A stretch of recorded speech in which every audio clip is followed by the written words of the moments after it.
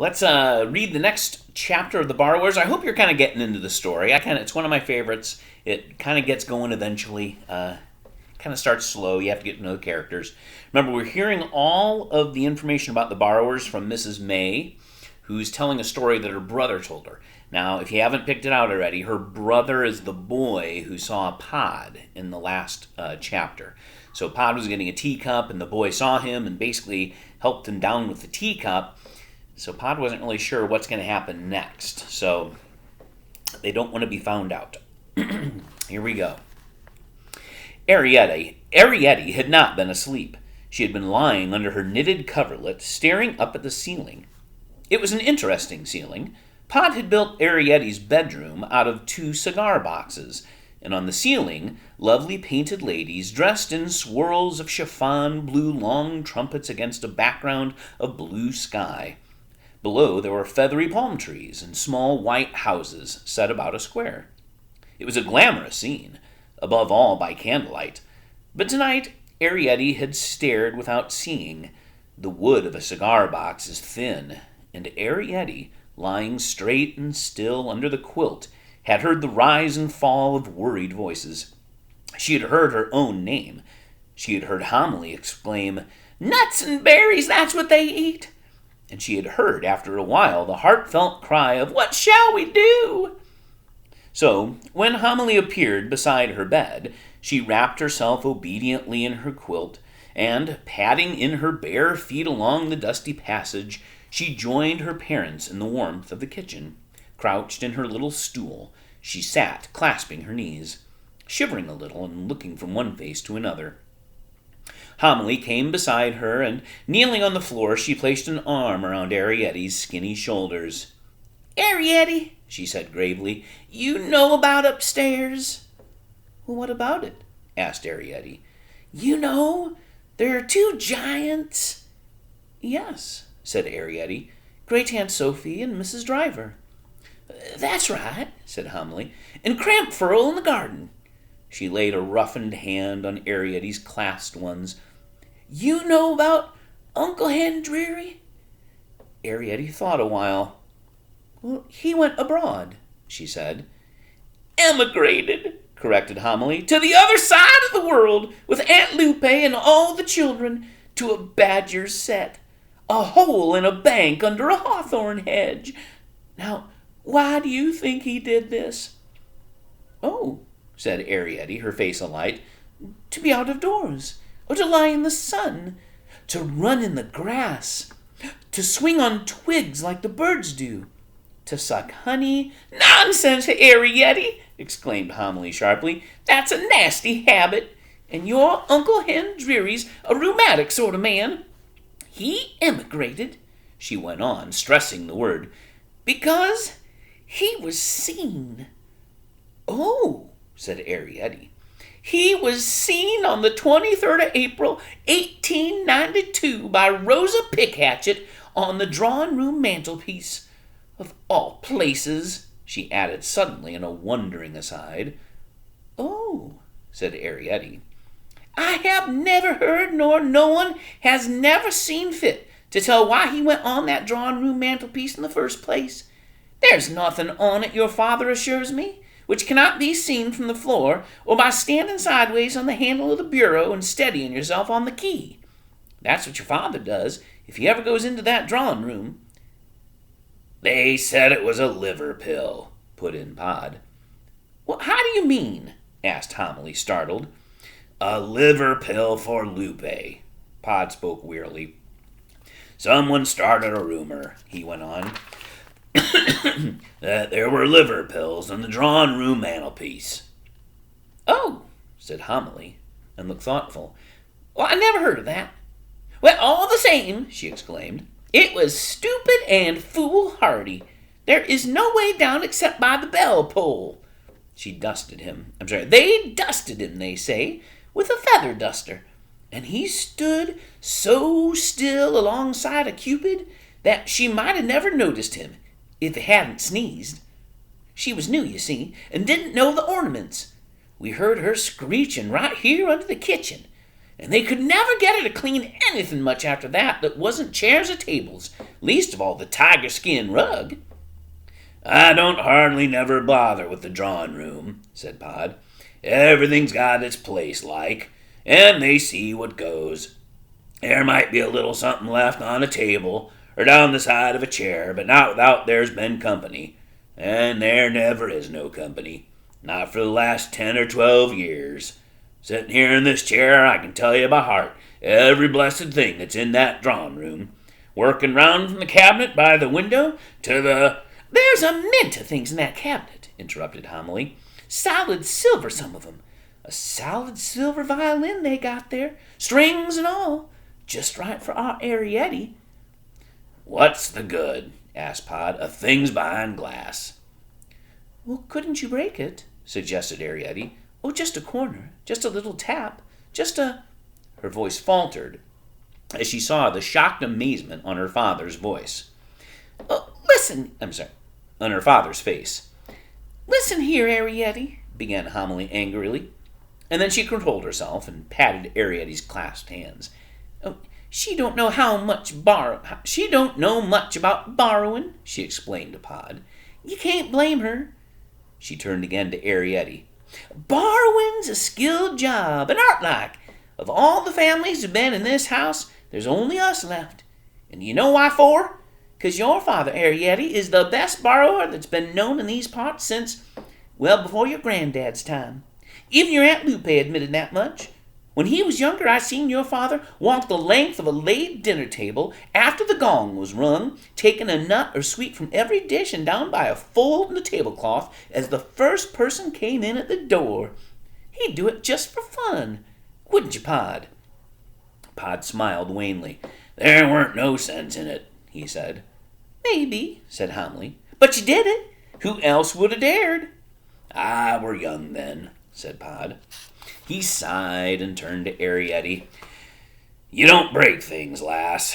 That's not the way you do it. That's not borrowing.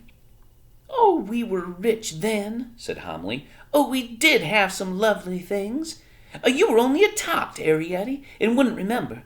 We had a whole suit of walnut furniture out of the doll's house, and a set of wine glasses in green glass, and a musical snuff box, and the cousins would come, and we'd have parties.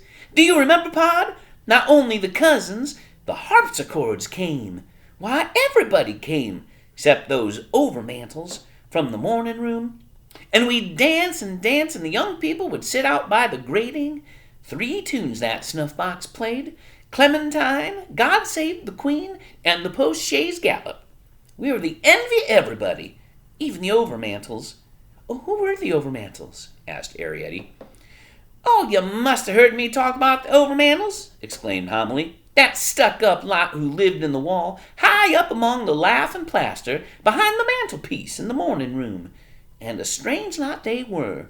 The men smoked all the time, 'cause the tobacco jars were kept there, and they'd climb about in and out of the carvings of the overmantel, sliding down pillars and showing off. The women were a conceited lot, too, always admiring themselves in all those bits of overmantel looking-glass. They never asked anyone up there, and I, for one, never wanted to go. I've no head for heights, and your father never liked the men. He's always lived steady, your father has, and not only the tobacco jars, but the whiskey decanters, too, were kept in the morning room, and they say those overmantel men would suck up the dregs and the glasses through those quill pipe cleaners they keep there in the mantelpiece. I don't know whether it's true, but they do say those overmantel men used to have a party every Tuesday after the bailiff had been to talk business in the morning room. Laid out they'd be, dead drunk, and so the story goes, on the green plush tablecloth, all among the tin boxes and the account books. Now, Homily, protested Pod, who did not like gossip. I never seed 'em. But you wouldn't put it past 'em, Pod. You said yourself when I married you not to call on the overmantels. Well, they lived so high, said Pod. That's all. Well, they were a lazy lot. That much you can't deny. They never had no kind of home life. Kept themselves warm in winter by the heat of the morning room fire. Ain't nothing but breakfast food. Breakfast, of course, was the only meal served in the morning room. Well, what happened to them? asked Arrietty. Well, when the master died and she took to her bed, there was no more use for the morning room. So the overmantels had to go. What else could they do? No food, no fire. It's a bitter cold room in winter. And the harpsichords? Asked Arrietty. Homily looked thoughtful. Well, they were different. I'm not saying they weren't stuck up too, because they were. Your Aunt Lupe, who married your Uncle Hendry, was a harpsichord by marriage, and we all know the airs that she gave herself. Now, Homily, began Pod. Well, she'd no right to. She was only a rain pipe from the stables before she married harpsichord. Didn't she marry Uncle Hendry? Asked Arrietty. Yes, later. She was a widow with 2 children, and he was a widower with 3. It's no good looking at me like that, Pod. You can't deny she took it out of poor old Hendry. She thought it was a come-down to marry a clock. Why? Asked Arrietty. Because we clocks live under the kitchen. That's why. Because we don't talk fancy grammar and eat anchovy toast. But to live under the kitchen doesn't say we aren't educated. The clocks are just as old a family as the harpsichords. You remember that, Arrietty, and don't let anyone tell you different. Your grandfather could count and write down the numbers up to... Oh, what was it, Pod? 57, said Pod. There, said Homily. 57! And your father can count, as you know, Arrietty. He can count and write down the numbers, on and on as far as it goes. Well, how far does it go, Pod? Close to 1,000, said Pod. There, exclaimed Homily. And he knows alphabet because he taught you, Arrietty, didn't he? And he would have been able to read, wouldn't you, Pod, if he hadn't had to start borrowing so young? Your Uncle Hendry and your father had to go out borrowing at 13. Your age, Arrietty. Think of it.